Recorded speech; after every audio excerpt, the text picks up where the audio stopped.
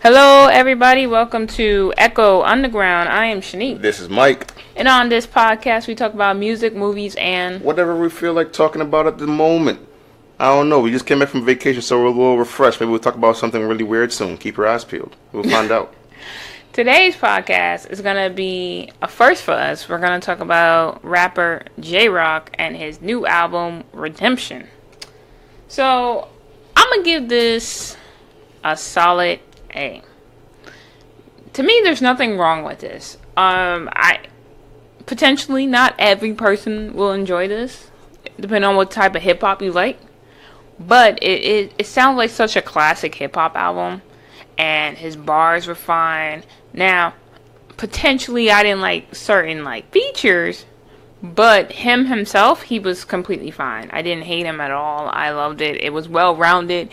He had his party songs. He had his serious songs. He had his songs that showed off his lyrical talent and some commercial stuff too. So yeah, definitely an A for me. What do you think? This is second J-Rock album technically going through, just not for the podcast. Yeah. So I was pretty interested in him from the first one. We just kind of listened to that one in passing on the way to the TDE concert. But this is the first time sitting down, figuring everything out. I liked him. I'm actually going to be willing to give him an A. I will say, however, that under normal circumstances, if I was judging this a little more outside of like a niche rapper, he's kind of hitting a whole bunch of different areas of rap that not everyone's gonna become be very interested in, because he does hit into the kind of rap that I don't like, but it's fine, because you know what, I think everything else on his album actually compensates in a way that makes me proud that his album is out. I can actually say that I would recommend the album as well. I know I usually say this for the last part of the podcast, but whatever, y'all find out about it now. But yeah, I'm pleasantly surprised with this album. Unlike Shanique, I actually really like the features on this album. I think to me, it's actually a big selling point. There were some spots that I figured were a bit miss, and this is on J-Rock's part, not necessarily from the features or anything else. And I think there might be maybe one or two spots too where some beats just didn't resonate with me, but that's fine. We'll get into that in the individual songs. Alright, so let's get into our top three. My number 3 is King's Dead, featuring Future. Even though, low key, I thought J-Rock sounded like Kodak Black on the hook. Not Kodak Black, Not to say. God, no, not Kodak Black. I think Kendrick was on the hook. I think they sampled Kendrick for it, but he wasn't credited on the song, so I don't particularly know, but it 100% sounded like Kendrick. Uh-huh. I love the beat. The hook was on fire. Future verse was dumb as shit. Not gonna lie. He did not do anything for this song, but he didn't ruin it either. The song was so good that even his stupidity could not ruin it.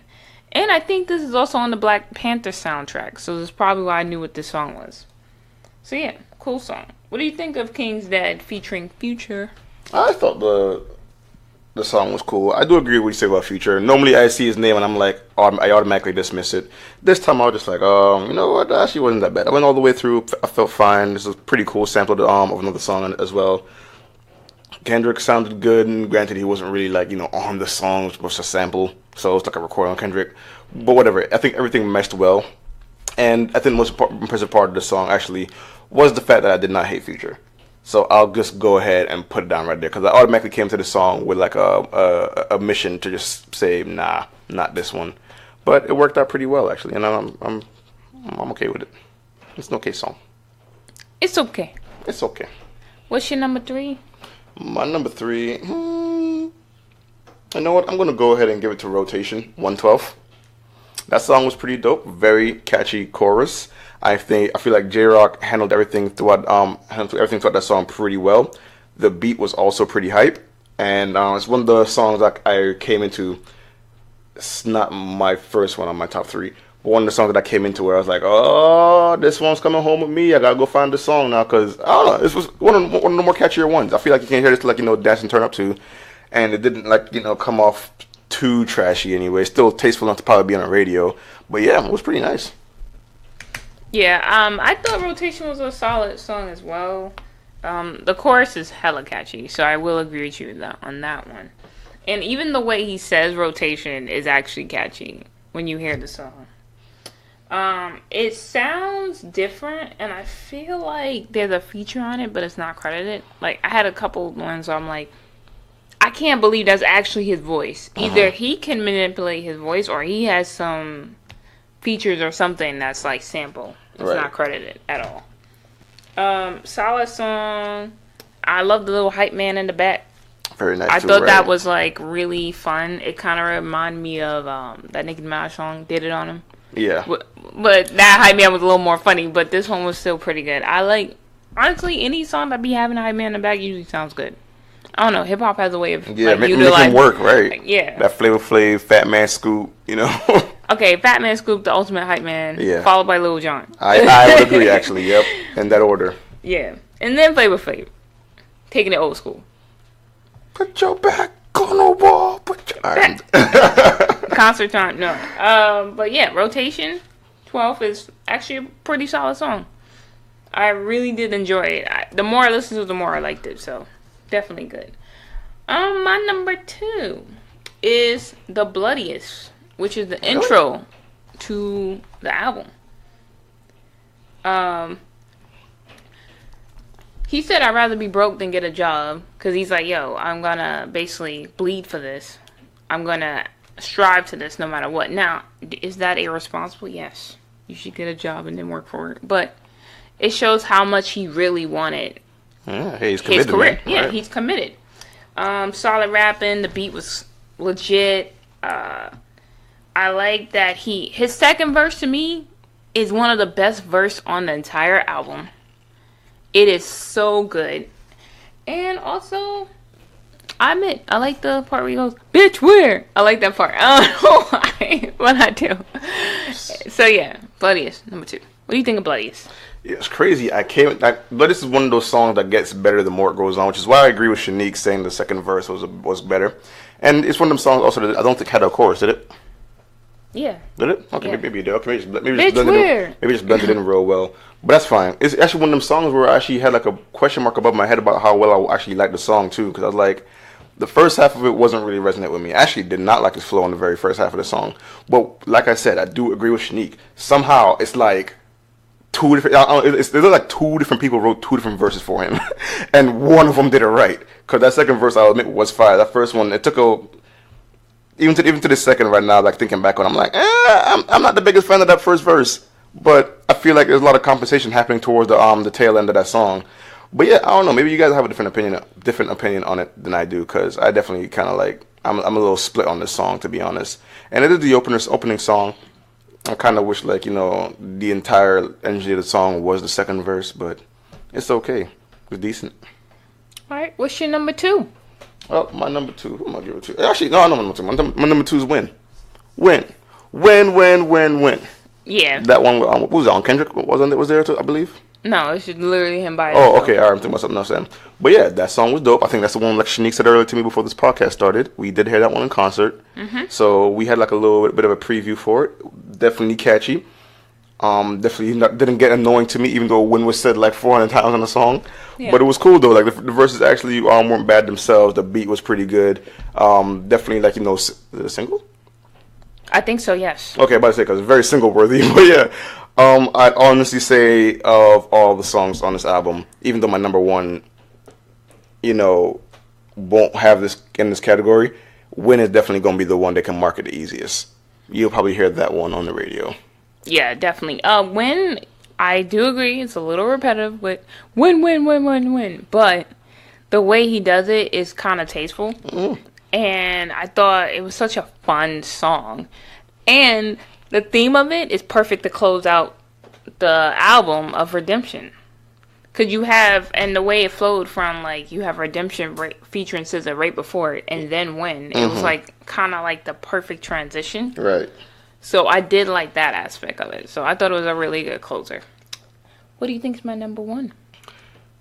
Well, if it wasn't Win, I'd actually go ahead and say Redemption then. Nope. Oh, dang. What is it? It's For What It's Worth. Really? Yes.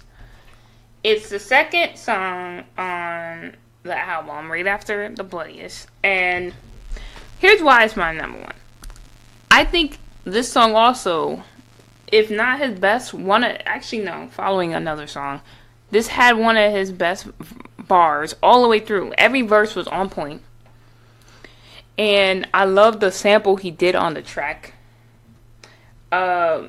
He had very good punchlines.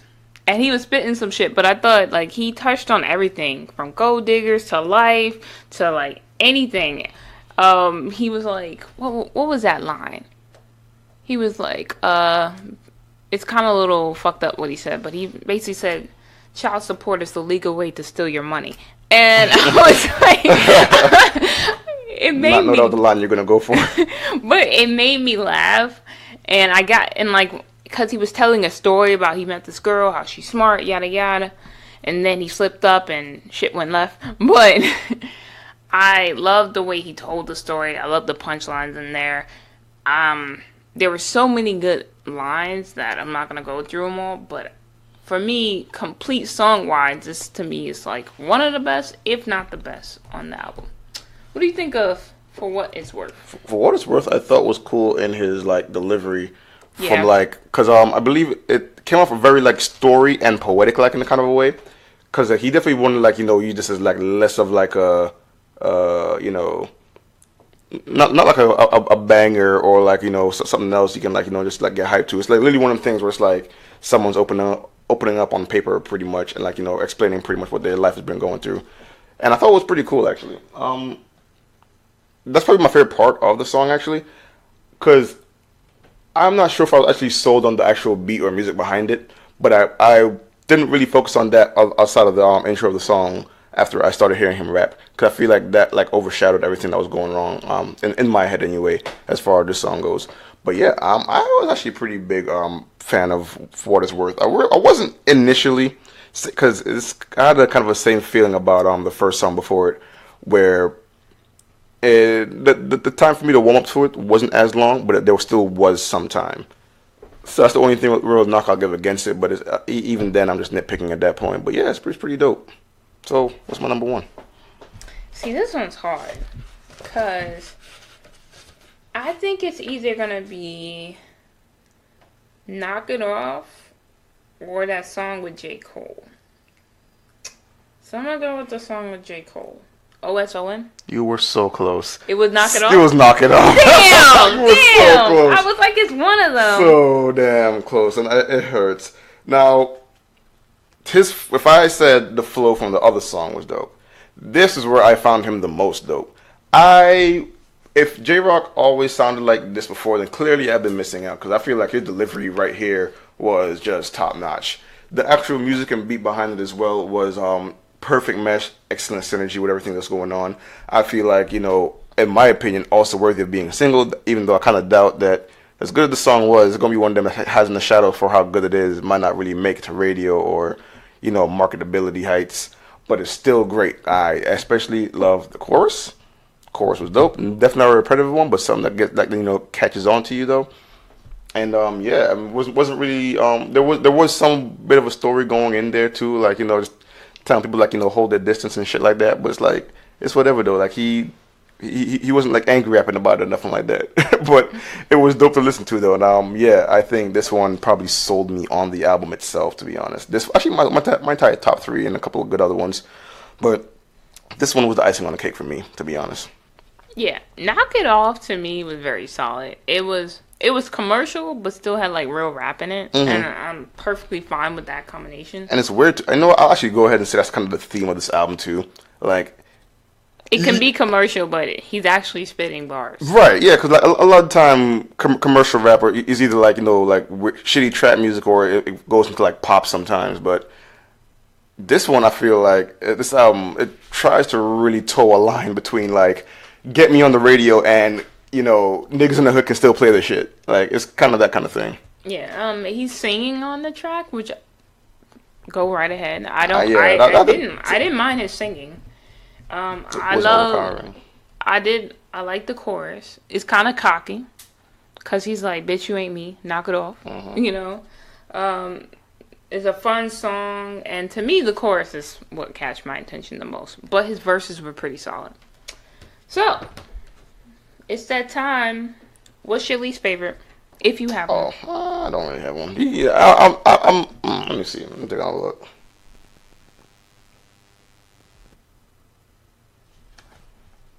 Don't got one. I don't really have like a not. Other than maybe the first one that I mentioned before, my gripes with that one. Maybe that. Not my ideal opener, but you know what? It did enough of a passable job. So I can't really like say that Bloodiest is like my least favorite, but it's the only one where like I had like a noticeable issue initially because the first half of the song didn't really sell me. The second half, absolutely, I'm on board. Sign up Michael on that list. But that first half, I don't know. The first impression just didn't hit me as hard as I wanted it to compared to how the rest of the album went. Okay. Mine is Troopers. I don't know what it is. That song does not speak to me. It's not. It has a very cool beat. I think it has one of the best beats on that album.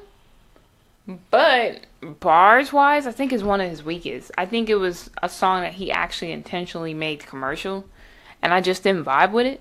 But it's not a bad song. It don't work for me. It's not something I would ever listen to. If I had to, like, my least favorite is this one. I don't hate the track, but I don't love it either. So Troopers is mine. What do you think of Troopers? Troopers, I thought was one of those middle of the road albums. I'm not to kind of piggyback. Songs. To kind of piggyback off of you, it's just one of those things that didn't really stand out. Like it was there and it was okay to me. Like there was some good delivery and flow in there.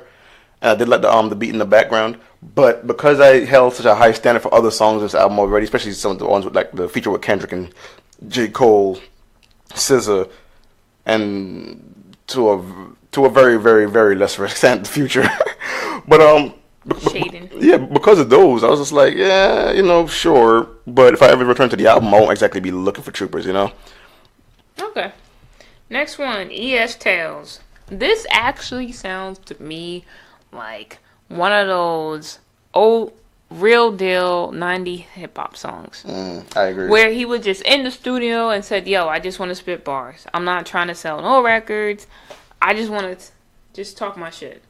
And it kind of reminded me of Wu-Tang in a little bit when I was hearing it. So I did like that. And hip-hop is in need of songs like this. Because it was such a good way of, one, it proved that he's a storyteller. Because a lot of rappers can't tell stories in their rhymes these days. And this guy proved he could. So automatic plus for me. It's like, if I had to give an honorable mention, that will definitely be mine. It's such a good song. And it's classic hip-hop, so I can't hate on it. What do you think of E.S. Tales? Two really big points you made are the same ones I had. One, this guy already proved excellent storytelling in the from some previous songs. And two, it did kind of sound like he rapped first and then put music behind it, because it sounded like he just like hit the booth and acapella the shit out, and then like, you know, compensated the music behind it. Because it really just sounded like, you know, like a straight through different era type of rap, which is highly a good thing. Like it came from literally smack dab in the middle of the 90s, where some of the most iconic rap is located. So, and I was like, that's saying a lot for this guy too, because if you can do that 20 years after almost 20 years after the 90s, then that says something a lot about you know, how well you can balance modern music with the old school and still make it sound relevant. So yeah, the E.S. Tales, I'd actually agree with Shanique here. This is probably my runner-up for number 3. Okay. Next one, Tap Out featuring Jeremiah. Jeremiah, he's the other feature I forgot about. Hint. I don't know what it is. Jeremiah, to me, cannot sing. I don't care what anyone says. This man cannot sing to me. Like, yes, I enjoy, you know, Birthday Sex and a couple of other songs. He's like Planes with J. Cole, but no, he sounds like a child with autotune, and I can't deal with him. But he actually works on this. As much as I just shitted on him, he actually does work on this track. The collab was pretty good. It was a typical beat, average bars, but the topic was like nigga shit. So it's like, you don't really Hard need to stand out, right? You don't really need to go in on this. Tap Out to me was a typical commercial hit, to be honest. But it was still pretty solid. You know what? Tap Out was decent to me as well. As much as Shanique did not like Jeremiah, I will admit he did sound a little bit different. He did sound kind of like he was singing in a different octave or something like that for this song. However, I didn't hate him. I kind of enjoyed him. We saw him in concert before, back at I believe the J. Cole concert, Forest Hills, and that was I enjoyed him there. Granted, I do only know him for his biggest hits, but hearing him right here didn't really change my mind about his ability. Like I thought he was pretty good at what he did. I thought that it was a very interesting addition to the roster of features on this album. I think outside of SZA, he's the only one who isn't like a rapper. But as far as J-Rock goes, I think he handled his part well as well. I feel like it's gonna be one of them kind of soundtrack kind of songs too, because I felt like, you know, the catchiness inside of, not necessarily the catchiness, it wasn't super catchy, but the rhythm and the delivery of the music itself and the top of the beat and all that kind of stuff, it stood out enough to probably be featured somewhere else, and we might end up seeing it in the future later on. I actually do have hope for the song to do well itself, but we'll see. Only, you know, not time and numbers will tell, I guess. Yeah, I really don't know, because we're kind of behind. This album came out a while ago, but I don't know how well it did. We were too busy seeing him in the real concert, alright? Yeah, that's exactly it. The next one, Out of Sight, Out of Mind, OSOM, featuring J. Cole. Now, this was a fire collaboration. J-Rock did really well. J. Cole was trying to take his spot on his own song. Yeah, it was a fight for a spotlight right there. Yeah, but J. Cole really went beast mode on this, and I love it. So, for the fact that it was a good collaboration, the bars were solid from the feature to the main artist. Solid song. What do you think of Out of Sight, Out of Mind? I thought it was excellent. I thought both of them kind of fed off of each other's energy, because they really did come off as like, you know, who's trying to hold the tempo for the pace of the song or whatever. And J. Cole's like, you know, I guess he forgot whose album it was, but he came in and did like a really damn good job, which is excellent. When you see a primary and a secondary on a song like this go in like this, yo, then especially when they're like two rappers, but like two rappers of like different styles and flows and general, like, you know, hip hop delivery, I guess. They did a pretty good job of handling each other on the song, and I feel like as far as any song with features on this one go, I don't know, it's kind of up there with the Kendrick one, but I'd go ahead and squeeze this one into the top spot. Okay. Next one, Broke. The beat was really good on Broke. I actually enjoyed that a lot. His bars were like on point. I think I've been saying that throughout most of the album. See the pattern now, right? Right. His bars were really good. And he was actually talking real shit. So yeah, Broke is a solid hip hop record. Solid rap record. I can't hate on it. What do you think of Broke? Broke was dope. It was literally to the point. It was not necessarily like a come up song, but it's like it was kind of a come up song. It was like, yo, this is point A and this is point B. I'm gonna explain to you the differences. So it was like that. The music was definitely good behind it as well. I thought this part of the album too was gonna start running out of steam to find you know, good songs, cause like, okay, so it's gonna be one of those albums where the first half has all the quality and the last half is gonna be like, you know, the doo doo. But it ended up being all right. It ended up being all right, because I was like, oh, I came to the song, I actually figured I'd come back for it later in the future. And yeah, I'm not gonna definitely highly recommend this song for someone going through it to pay attention to. Next up, Wild Freestyle featuring Kendrick Lamar. This was also another song where I felt like, you know, I think Kendrick did a little bit better than J-Rock on this song. It was a very good collab. Like, they do work well at each other, and you could tell they know each other because they bounce off each other really well. Yeah, they've also collabed before too, so I could give them some experience. Yeah, and it sounds like they go way back though. Yeah, definitely. And it does sound like a freestyle, so I did like that aspect of it. And to me, it's so, even though it sounds like a freestyle, it sounds like it can still be on an album instead of a mixtape or something like that, or just released on SoundCloud. So yeah, Wild Freestyle, Kendrick did good, and J-Rock did really good. True hip hop, and in a time where we actually need it, this is a song that I really did enjoy. What do you think of Wild Freestyle? Now, my comments are pretty much the same as yours, but one thing I will say is that I'm a sucker for freestyles, and you know, when it comes to things like, you know, like ciphers or rap battles or whatever, I'm all on board for it, because I feel like it kind of puts you on the spot to see how, you know, how creative you can get in the moment of, you know, when you got to deliver your line. Now, these two right here, they did a pretty damn good job. Shanique has her reasons for saying Kendrick is better. I'll say Kendrick is better. I'm gonna be honest, it's a hell of a bias, I've heard them both go on the same song before, and there are times when I felt like J Rock was a little bit better and he had the advantage. But I'm not gonna make it look like it was a competition. This is one of the songs. I feel like every rapper should have a song on their album which is just a freestyle. It don't need a feature, nothing like that, like this one is. But I want to just like see what they got, because sometimes you see them embarrass themselves online, like in the freshman cipher, double XL ciphers, or on some radio show where like they try to freestyle and nothing happens. So I don't know. I feel like this is one of them things I kind of wish I see a pattern of later in the future. I kind of want to see everybody freestyle. That's at least one song on your 15 song album. I want it to be a freestyle. It's just me being picky. I know I'm not gonna get that, but I'll give you like a lot more brownie points if you can let me hear you in your natural habitat. Yes. Speaking of double XL, horrible freshman 15 this year. Oh, did I see that one? No. I don't think I saw that one. No. You don't want to. Like, they all was trash, except for maybe JID. JID. Okay. Check him out. Okay. And maybe Teflon. Maybe her too. But anyway, last song we're gonna talk about is title song "Redemption" featuring SZA. I liked it because he actually talked about his life. He talked about his motorcycle crash. He had like weird metaphors. He's like, Instagram's a dead man's best friend because everyone's trying to get likes and all that stuff.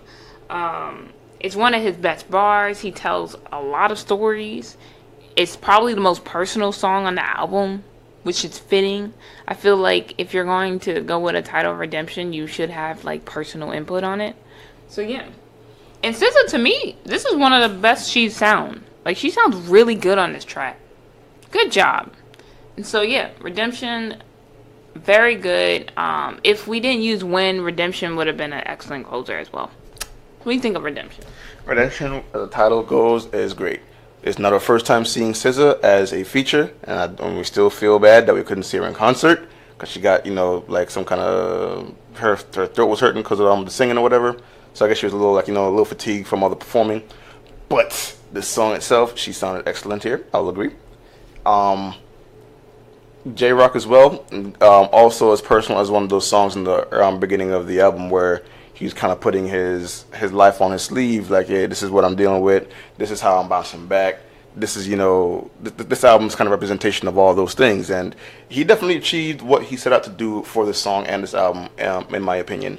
So with that being said, I thought that they did a really good job on the title song and their closer. As for the album, I might not be super 100% sold on their intro, but their title song and closer, I'm completely on board with. I feel like he did a great job. I feel like all those features did a great job, and I don't know. I feel like this is a really good, proper introductory album into listening to J Rock. So because some good West Coast rap coming out of this guy, especially since obviously he's around the guys like Kendrick a lot, and it's good to see them bounce off of each other. So yeah, he put some really good energy onto this album right here. Okay, so closing remarks for me. Definitely buy this album, support real hip-hop, support a really good artist. And I think you would be surprised by him, like I was. I never really, fully listened to him before. I knew who he was, and he was featured on a couple things, especially on Kendrick shit. But actually hearing him by himself, alright, I'm like, we still got some real hip-hop artists. So yeah, definitely buy this record. It's worth it. Your closing? I pretty much had mine out of the way. Okay. He good. So, guys, you can hit us up on Twitter at EchoU Podcast. You can also find us on any social media sites and podcasting apps, all under Echo Underground Podcast. And we'll see you guys next episode. Bye. See ya.